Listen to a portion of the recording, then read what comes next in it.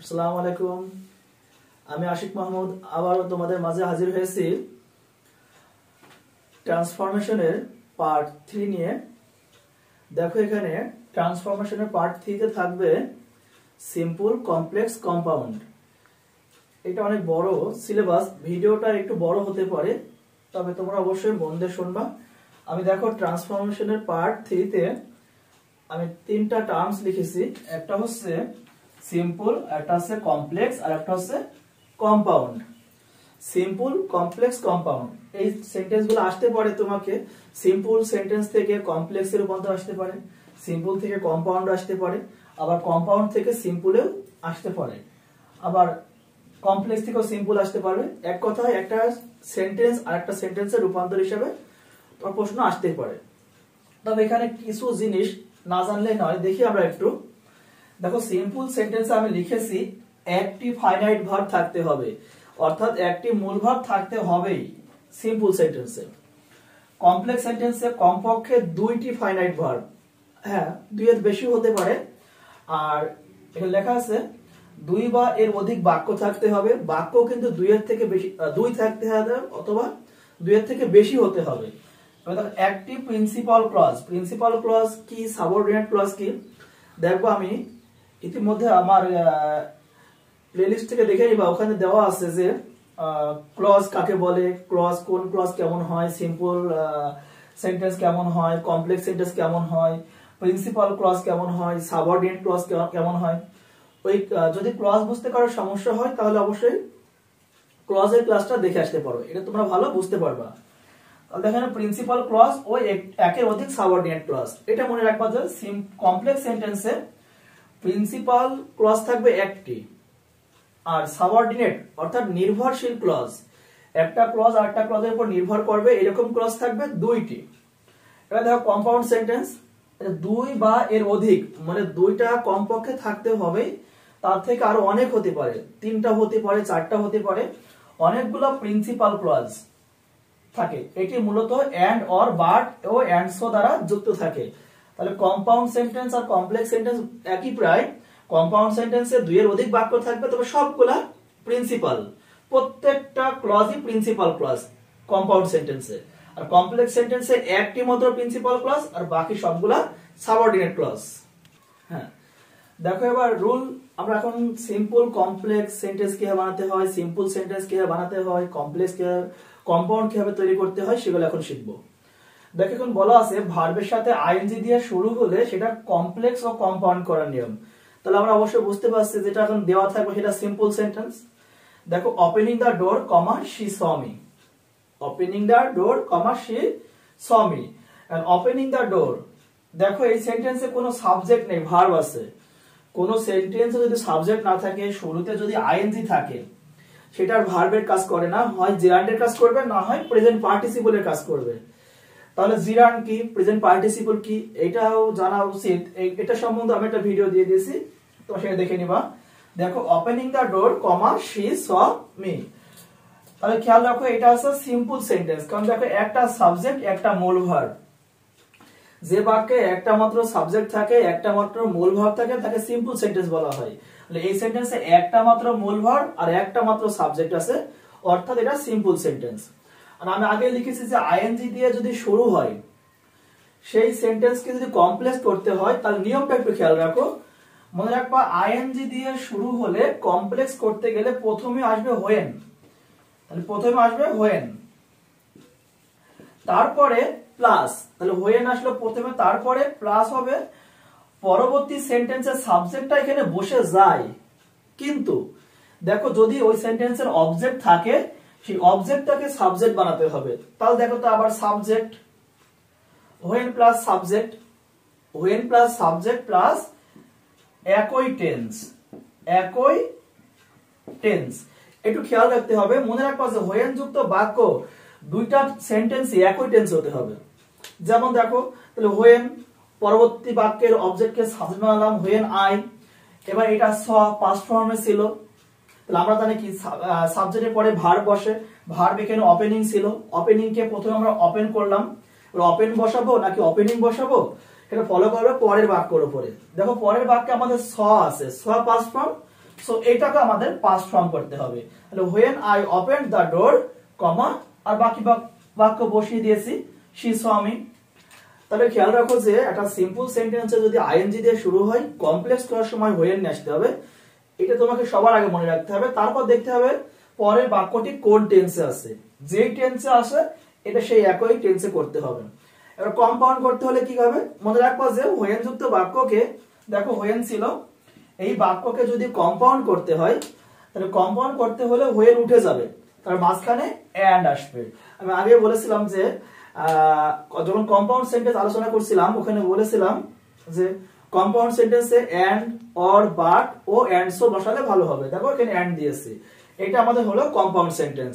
এখন তোমরা যদি আবার উল্টা করে শিখতে থাকো, দেখো তোমরা একটু প্র্যাকটিস করতে পারো যে কম্পাউন্ড থেকে কমপ্লেক্সে যাবা, কমপ্লেক্স থেকে আবার সিম্পলে যাবা, তাহলে আমার মনে হয় এটা প্রচুর যদি প্র্যাকটিস করো তাহলে অবশ্যই তোমাদের সিম্পল, কমপ্লেক্স, কম্পাউন্ড আমি খুব সংক্ষেপে নিয়ম দিব, এগুলো যদি মনোযোগ দিয়ে শেখো, বাইরে বইয়ের সাথে এক্সারসাইজ করতে থাকো, অবশ্যই সিম্পল, কমপ্লেক্স, কম্পাউন্ডটা তোমাদের কাছে ইজি হয়ে যাবে। দেখো তোমরা রুল 2 লিখেছি এখানে আমরা, in spite of or despite of যুক্ত সিম্পল বাক্যকে কমপ্লেক্স ও কম্পাউন্ড করার নিয়ম। ইনস্পাইট অফ ও ডিসপাইট অফ যুক্ত সিম্পল সেন্টেন্সকে বা সিম্পল বাক্যকে কিভাবে কমপ্লেক্স করতে হয়, কিভাবে কম্পাউন্ড করতে হয়। আমি আবারও বলতেছি তোমাদের যে আমরা কিন্তু সিম্পল থেকে কমপ্লেক্স, কম্পাউন্ড শিখছি, কমপ্লেক্স থেকেও শিখতে পারি। তো মনে রাখবা যে আমি যেগুলো করাচ্ছি এগুলো তোমরা কয়েকবার উল্টা পাল্টা করে নিজে শিখে নিবা, আরো ভালো হবে এটা। কারণ যদি সবগুলা নিয়ম স্পেসিফিক ভাবে একে একে শেখাতে হয় সেগুলো অনেক টাইম লেগে যেতে পারে। তবে একটু খেয়াল রাখো, দেখো এখানে লিখেছি in spite of his being poverty, comma he is poor. তোমাদের মনে প্রশ্ন আসতে পারে বিং থাকলে পরবর্তী বাক্যে কি আসবে। মনে রাখবা যে বিং এর মধ্যে লুকিয়ে আছে am, is, are। তাহলে বিং এর মধ্যে লুকিয়ে আছে am, is, are। যদি কোনো বাক্যে হ্যাভিং থাকে, হ্যাভিং থাকলে ভাবতে হবে এর মধ্যে হ্যাভ, হ্যাজ আর হ্যাড লুকিয়ে আছে। তাহলে কোনো বাক্যে যদি হ্যাভিং থাকে সিম্পল সেন্টেন্সে ভাবতে হবে এর মাঝে হ্যাভ, হ্যাজ, হ্যাড লুকিয়ে আছে।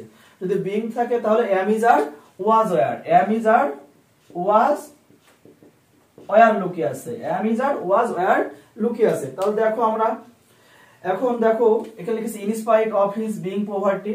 মনে রাখবা যে ইনস্পাইট, আমি নিয়মটা লিখিনি, তোমরা একটু আমার কথার সাথে মিলিয়ে নিয়মটা লিখে নিবা।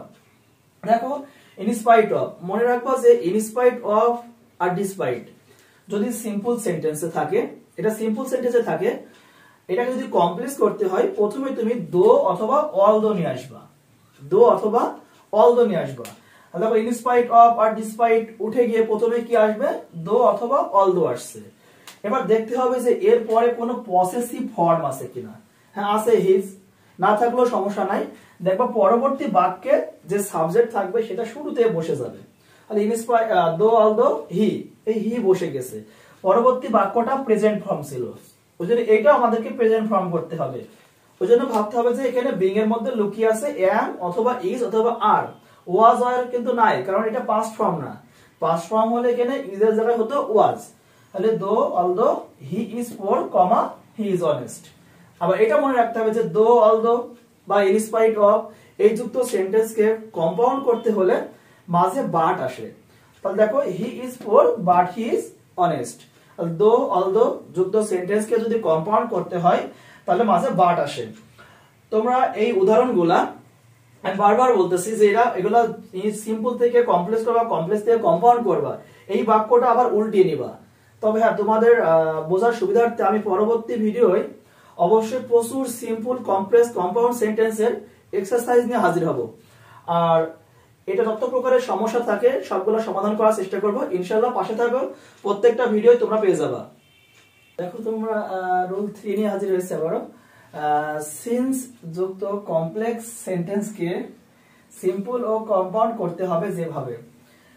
এখন তোমরা জানবা যে সিম্পল সিন্স কি সিম্পল সেন্টেন্স নাকি কমপ্লেক্স সেন্টেন্স নাকি কম্পাউন্ড সেন্টেন্স।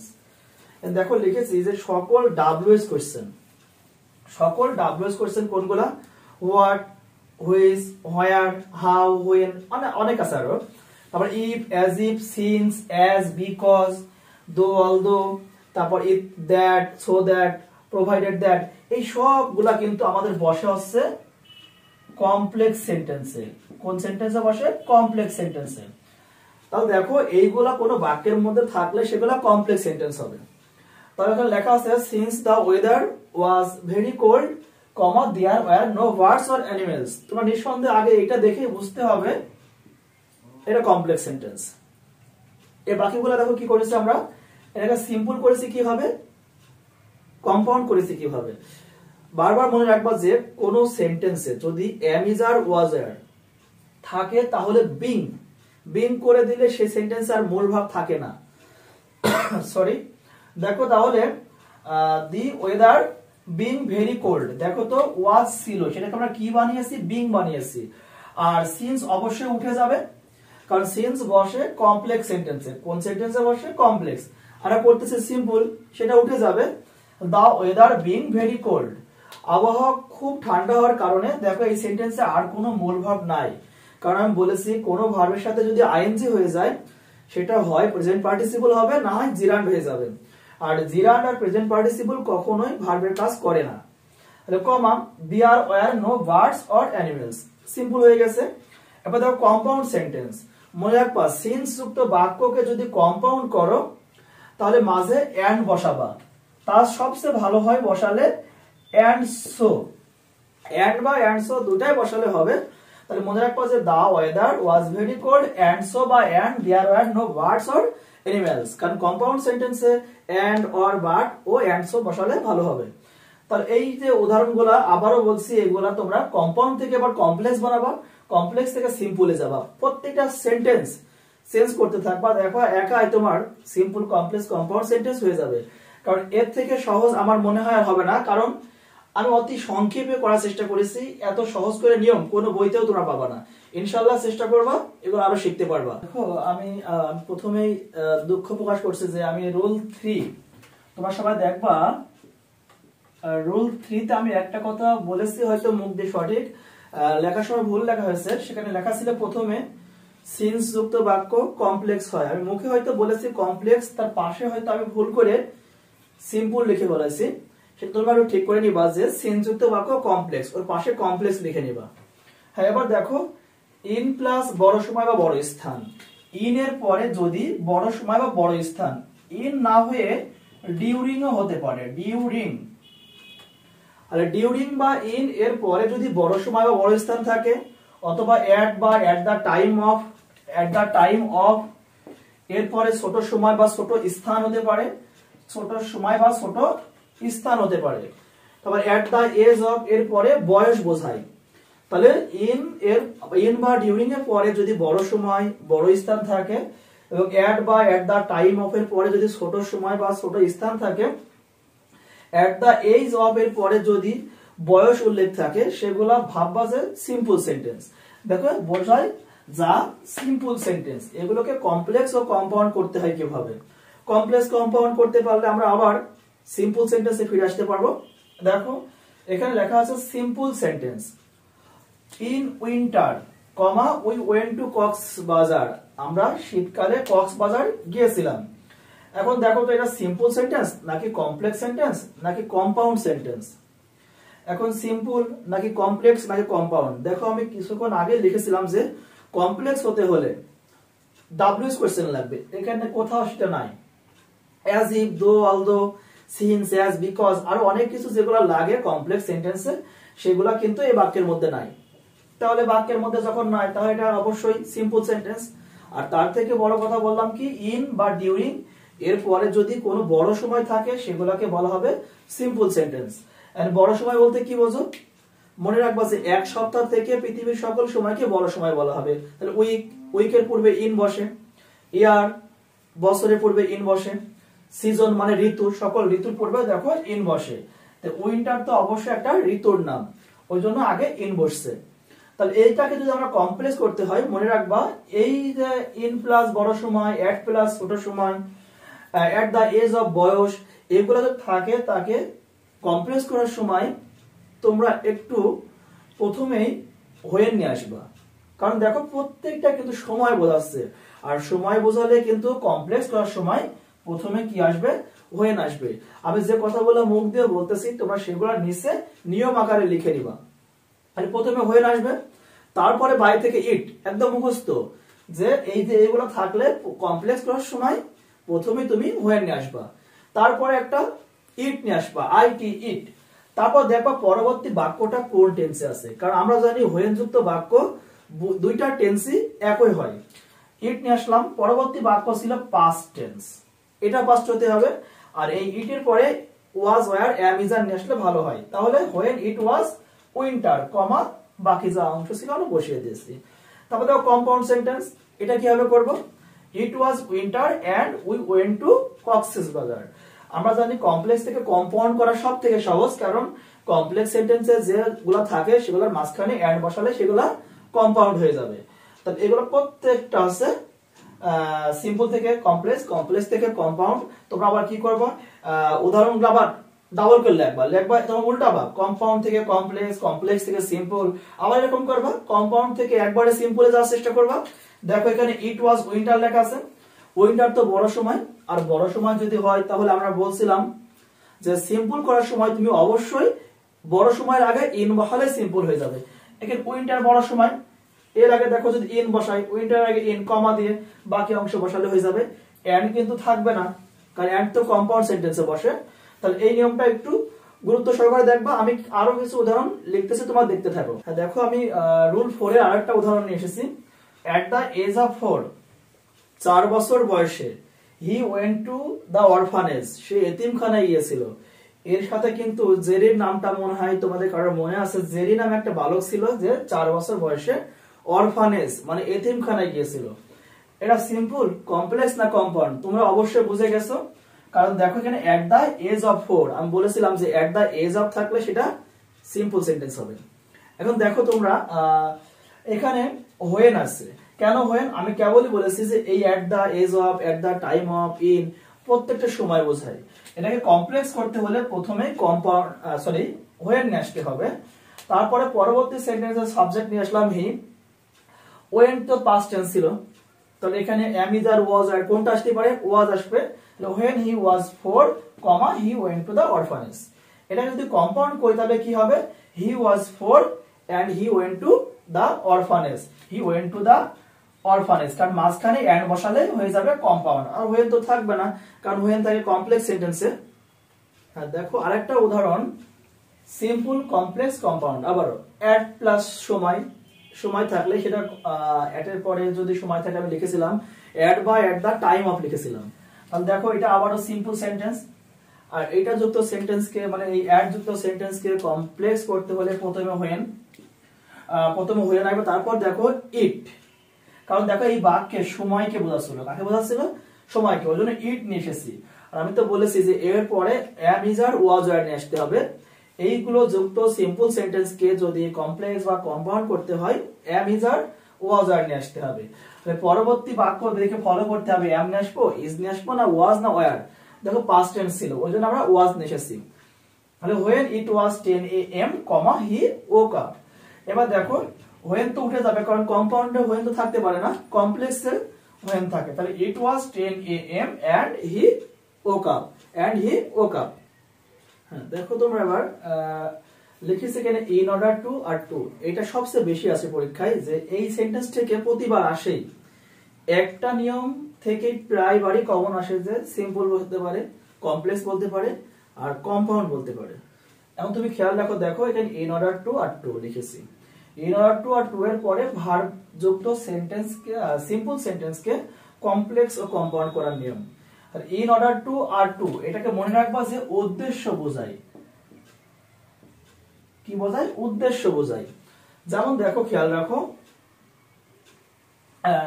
এখানে সিম্পল সেন্টেন্স লিখেছি আমরা, Samia bought a ticket in order to enter the stadium. সেই স্টেডিয়ামে ঢোকার উদ্দেশ্যে একটা টিকিট কিনলো বা টিকেট কিনলো। দেখো টু বা ইন অর্ডার টু একই জিনিস, ইন অর্ডার টু থাকতে পারে, শুধু টু থাকতে পারে। তুমি ফলো করবা যে ইন অর্ডার টু আর শুধু টু এর পরে ভার্ব আছে কিনা। এই ভার্বটা মানে প্রবেশ করা, এটা অবশ্যই ভার্ব। তাহলে দেখো এটাকে যদি আমরা কমপ্লেক্স বানাই মনে রাখবা সো দ্যাট নিয়ে আসতে হবে। এটা খুব ভালো হবে খাতায় লিখে নিবা যে ইন অর্ডার টু আর টু যুক্ত সেন্টেন্স কে যদি কমপ্লেক্স করতে হয় তাহলে কি নিয়ে আসতে হবে, সো দ্যাট নিয়ে আসতে হবে। আমি সো দ্যাট নিয়ে এসেছি। এবার আগেরটুকু দেখি, Samia bought a ticket, Samia bought a ticket. In order to বা টু এর জায়গায় কি দিয়েছি, সো দ্যাট দিয়েছি। এরপরে মনে রাখবা সো দ্যাট এর পরে প্রথম সেন্টেন্সের সাবজেক্টটা ওখানে বসাতে হবে। এখানে সামিয়া ছিল, সামিয়া মেয়ে অথবা একটা গার্লকে বোঝানো হচ্ছে, ওই জন্য পরে আমরা শি দিয়েছি, সো দ্যাট শি। এরপরে একটা ক্যান, কুড, শ্যাল, শুড এগুলো আসতে পারে, তবে এখানে ক্যান আসবে না কুড আসবে, এটা ফলো করবে পূর্বের বাক্যের উপরে। দেখো পূর্বের বাক্যে আমাদের বট আছে, বটটা কিন্তু পাস্ট ফর্ম। দেখো বটটা হচ্ছে বাই, বাই এর পাস্ট ফর্ম হচ্ছে বট, তাহলে বাই থেকে কি আসছে, বট আসছে। বটটা পাস্ট ফর্ম, পাস্ট ফর্ম হলে কুড আসবে, প্রেজেন্ট ফর্ম হলে ক্যান আসবে। তাহলে একই ভাবে প্রেজেন্ট হলে শ্যাল আসবে, পাস্ট হলে শুড, প্রেজেন্ট হলে উইল, পাস্ট হলে উড, এইভাবে নিয়মটা আসবে। এইভাবে তোমাকে কমপ্লিট করতে হবে। তাহলে ক্যান কুডের পরে যে ভার্বটা ছিল বা যতটুকু বাকি ছিল সেটুকু বসাই দিলে, এক কথায় টু এর পরের অংশ বসালে বাক্যটি কমপ্লিট হয়ে যাবে। এবার দেখো কম্পাউন্ড সেন্টেন্স, একদমই সহজ। কম্পাউন্ড সেন্টেন্স করা সবচেয়ে সহজ হচ্ছে কি, কমপ্লেক্স সেন্টেন্স যা থাকবে সেটা উঠিয়ে দিয়ে মাঝখানে এন্ড বা এন্ড, সো, বাট, ইয়েট এগুলো যুক্ত করলে আমাদের কম্পাউন্ড হয়ে যাবে। তাহলে উদাহরণ তিনটা তো অবশ্যই বুঝতে পেরেছে, এগুলো আবার সোজা আবার নিচ থেকে উপরে করার চেষ্টা করবা। দেখো এবার কিছু ব্যতিক্রম কিছু উদাহরণ লিখেছি, এই কয়েকটা উদাহরণ বারবারই পরীক্ষা এসে থাকে, তবে এই নিয়মে যতগুলা উদাহরণ থাকবে তুমি সবগুলো একই নিয়মে অ্যান্সার করবা, দেখো পারবা। যখন দেখবা একটা সেন্টেন্সে সাবজেক্ট, ভার্ব আর অবজেক্ট থাকবে, বেশি কিছু থাকবে না, তখন সেই বাক্যটাকে এমনিতে সিম্পল সেন্টেন্স বলা হবে, কারণ এই বাক্য কমপ্লেক্স ওখানে বলা যাবে না, কারণ কমপ্লেক্স সেন্টেন্স হতে হলে যেগুলো লাগে সেগুলো এখানে নাই, কম্পাউন্ডও হবে না। এটা কোন বাক্য, এটা সিম্পল বাক্য, আমি পাশে লিখেছি সিম্পল বাক্য। এটাকে দেখো কমপ্লেক্স করতে হবে কিভাবে, একটু ফলো করো। এরকম থাকলে প্রথমে তুমি ইট দিবা, দিল ইট। এবার দেখো সেন্টেন্সটা প্রেজেন্ট টেন্স না, ইজ দিয়েছি, ইট ইজ। এবার তারপরে কি, ওই সেন্টেন্সের সাবজেক্ট। এই নিয়মটা একটু মন দিয়ে শোনো, এটা কিন্তু তুমি অবশ্যই নোট করে নিবা, যে এরকম বাক্য থাকলে প্রথমে ইট, তারপরে প্লাস, তাহলে ইট দিলাম প্রথমে, তারপর প্লাস, তারপর কি বি ভার্ব, কি ভার্ব, বি ভার্ব, তাহলে বি ভার্ব তো দিয়েছি। তারপরে ওই সেন্টেন্সের সাবজেক্ট, ওই সেন্টেন্সের সাবজেক্ট, তাহলে দেখো ইট দিয়েছি, বি ভার্ব দিয়েছি, সাবজেক্ট দিয়েছি। এবার সাবজেক্ট অনুযায়ী রিলেটিভ প্রোনাউন, ব্যক্তি হলে হু, বস্তু হলে হুইজ বা হোয়ার, আর হুইজ বা দ্যাট, আর স্থান হলে হোয়ার বসে। তাহলে খেয়াল রাখো একটু, এখানে অবশ্যই হি আছে ব্যক্তি, ওই জন্য হু হয়েছে। তারপরে নিয়মটা কি, ওই যে সাবজেক্ট ছিল এই সাবজেক্টের বাকি অংশ বসাই দিবা, তাহলে it is he who is a বয়, এটা কমপ্লেক্স হয়ে গেছে। এবার দেখো হি ওয়াজ বর্ন ইন কুষ্টিয়া, আবার একই নিয়ম, it is Kushtia where he was born. Born in দিলে লাস্টে ভালো হবে, যে ইনটা আছে দিলে ভালো হবে। তো ইট ইজ কুষ্টিয়া, দেখো এবার হোয়ার কেন হলো, কারণ আমরা জানি কি ওই যে কুষ্টিয়া হচ্ছে স্থানের নাম, ওই জন্য হোয়ার দিলে ভালো হবে। এবার দেখো Sundarban is the most attractive place, same নিয়মে কিন্তু প্রত্যেকটা সেম নিয়ম। দেখো আবার সে ইট দিয়েছি, ইজ দিয়েছি, সুন্দরবন, ইট ইজ সুন্দরবন। তাহলে প্রথমে আবার দেখো ইট দিয়েছি, বি ভার্ব, ইজ দিয়েছি, সাবজেক্ট দেখো সুন্দরবন সেটা আমরা দিয়েছি। তারপর সুন্দরবন, এখানে সুন্দরবনের নামটাকে বোঝাচ্ছে, ওই জন্য এখানে আমরা হুইজ দিয়েছি, হোয়ার দেই নাই। ইট ইজ সুন্দরবন হুইজ, তারপরে যে বাকি অংশ, এখান থেকে বাকি অংশ বসালে আমাদের কমপ্লেক্স হয়ে যাবে। তবে এই বাক্যগুলো মনে রাখবা, পরীক্ষায় খুবই আসে, এগুলোকে কমপ্লেক্স করতে হলে তুমি ঠিক এই নিয়মে করবা, ইনশাআল্লাহ অ্যানসার হয়ে যাবে। হ্যাঁ দেখো আমরা কি লিখেছি, বাই প্লাস ভার্বের সাথে আইএনজি, উইদাউট প্লাস ভার্বের সাথে আইএনজি। মনে রাখবা বাই প্লাস ভার্বের সাথে যদি আইএনজি দিয়ে শুরু হয়, আর উইদাউট এর পরে যদি ভার্বের সাথে আইএনজি দিয়ে শুরু হয়, সেটা অবশ্যই সিম্পল সেন্টেন্স। আর এই সিম্পল সেন্টেন্সকে যদি কমপ্লেক্স বা কম্পাউন্ড করতে হয়, তাহলে কোন নিয়মে করতে হবে সেটা এখন ভাবনার বিষয়। দেখো মনে রাখবা বাই প্লাস ভার্বের সাথে যদি আইএনজি দিয়ে শুরু হয়, তাহলে ভাববা যে ওই বাক্যটা ইফ দিয়ে কমপ্লেক্স করতে হবে। কি দিয়ে কমপ্লেক্স করতে হবে, ইফ দিয়ে। আর ইফ যে কমপ্লেক্স সেন্টেন্সে বসে সেটা আমরা আগেই বুঝে গেছি। এবার দেখো উইদাউট প্লাস ভার্বের সাথে আইএনজি, এইটাকে যদি কমপ্লেক্স করতে হয়, ইফ এর পরে একটা নেগেটিভ সেন্টেন্স বসবে, অর্থাৎ do not, does not, did not এগুলো বসতে পারে। দেখো আমরা বাই রিডিং মোর, দেখো তো বাই এর নিয়ম, আমাদের উইদাউট এর পরে আইএনজি থাকুক আর বাই এর পরে আইএনজি থাকুক, আইএনজি থাকলে আমরা কমপ্লেক্স করার সময় প্রথমে ইফ নিয়ে আসবো। এবার বাই থাকলে সেন্টেন্সটি অ্যাফার্মেটিভ হবে, তাহলে নিয়মটাকে ইফ বসাইলাম, পরবর্তী সেন্টেন্সের সাবজেক্টটা এখানে বসে গেল। এবার এখানে রিডিং আছে, রিডস বসবে নাকি রিডিং বসবে নাকি পাস্ট ফর্ম নাকি প্রেজেন্ট ফর্ম, সেটা ফলো করবে পরের বাক্যের উপরে। পরের বাক্যে যদি ক্যান থাকে তাহলে এটা প্রেজেন্ট ফর্ম হবে, কুড থাকলে পাস্ট ফর্ম হবে, তারপর কুড হ্যাভ থাকলে এটা পাস্ট পারফেক্ট টেন্স হবে। মনে রাখবা পরের বাক্যের উপর নির্ভর করবে। পরের বাক্য যদি ক্যান থাকে তাহলে প্রথমটা প্রেজেন্ট হবে, পরেরটা যদি কুড থাকে তাহলে প্রথমটা কি হবে, পাস্ট টেন্স হবে, পরেরটা যদি কুড হ্যাভ থাকে তাহলে প্রথমটি পাস্ট পারফেক্ট হবে। তো প্রত্যেকটা মনে রাখবে এইভাবে একই নিয়মে যাবে, will, would have, shall, should have, may, might have, প্রত্যেকটা একই নিয়মে। তাহলে কি মে থাকলে প্রেজেন্ট ফর্ম হবে, মাইট থাকলে পাস্ট ফর্ম হবে, মাইট হ্যাভ থাকলে এটা পাস্ট পারফেক্ট টেন্স হবে। তাহলে আমি কি বললাম, if he reads more comma he can succeed. Success কিন্তু না, মনে রাখবা সাকসেস হলো নাউন আর সাকসিড হচ্ছে ভার্ব। তাহলে ক্যানের পরে তো ভার্ব বসে, সকল মডাল ভার্বের পরে একটা মূল ভার্ব বসে, ওই জন্য দেখো ক্যানের পরে কি হবে, সাকসিড, সাকসেস কিন্তু হবে না। এবার দেখো he reads more and he can succeed. Complex সেন্টেন্সকে যদি কম্পাউন্ড করতে হয় মাঝখানে এন্ড বা এন্ডসও বসালেই কিন্তু হয়ে যাবে। তাহলে এটা অবশ্যই এন্ড বসাইছি এবং আমাদের কম্পাউন্ড হয়ে গেছে। তাহলে সিম্পল, কমপ্লেক্স, কম্পাউন্ড আমরা এটা বুঝতে পেরেছি। যদি কারো সমস্যা হয় এগুলো উল্টায় আবার করতে থাকবা, ইনশাআল্লাহ আরো বেশি সহজ হবে। তো আমি আরেকটা উদাহরণ নিয়ে এসেছি এই নিয়ম থেকে, উইদাউট। কিন্তু একটা কথা মনে রাখতে হবে, উইদাউট থাক আর বাই থাক, তাকে যদি কমপ্লেক্স বানাতে হয় প্রথমে তোমাকে ইফ নিয়ে আসতে হবে। দেখো ইফ নিয়ে এসেছি, আর আমি বলেছিলাম ইফ যুক্ত প্লাস নেগেটিভ হতে হবে। এখন দেখো ইফ নিয়ে এসেছি, পরবর্তী সেন্টেন্সের সাবজেক্টকে বসিয়েছি। এখন নেগেটিভ করতে গেলে do not, does not, did not নাকি ওয়াজ নট, এসবগুলো হবে, ভাবতে হবে। পরের বাক্যে যদি ক্যান, শ্যাল, উইল, মে এইগুলো থাকে তাহলে ডু নট বা ডাজ নট। আর শির পরে তো ডাজই হয়, ডু হয় না। পরের বাক্যে যদি কুড, উড, শুড এইগুলো থাকে তাহলে ডিড নট হবে। পরের বাক্য যদি could have, should have, would have এইগুলো থাকে তাহলে হ্যাড নট হবে। আমি যেগুলো বললাম এগুলো অবশ্যই বাংলায় নিচে নোট করে নিবা। তাহলে দেখো তো, if she does not read more comma she can not get A plus. তারপরে কি কম্পাউন্ড করতে কি হবে, মাঝখানে এন্ড বসালে এটা কম্পাউন্ড হয়ে যাবে।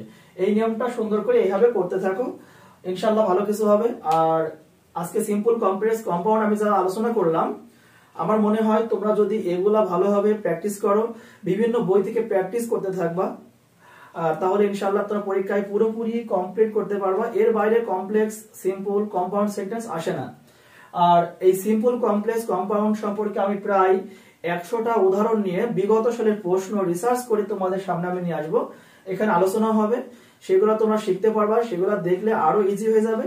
তবে এখন প্রথমে তোমরা নিয়মগুলো নোট করে নিবা, এগুলো বাসায় বারবার প্র্যাকটিস করবা। সিম্পল, কমপ্লেক্স, কম্পাউন্ড যেখান থেকে আসুক তুমি অবশ্যই পারবা ইনশাআল্লাহ।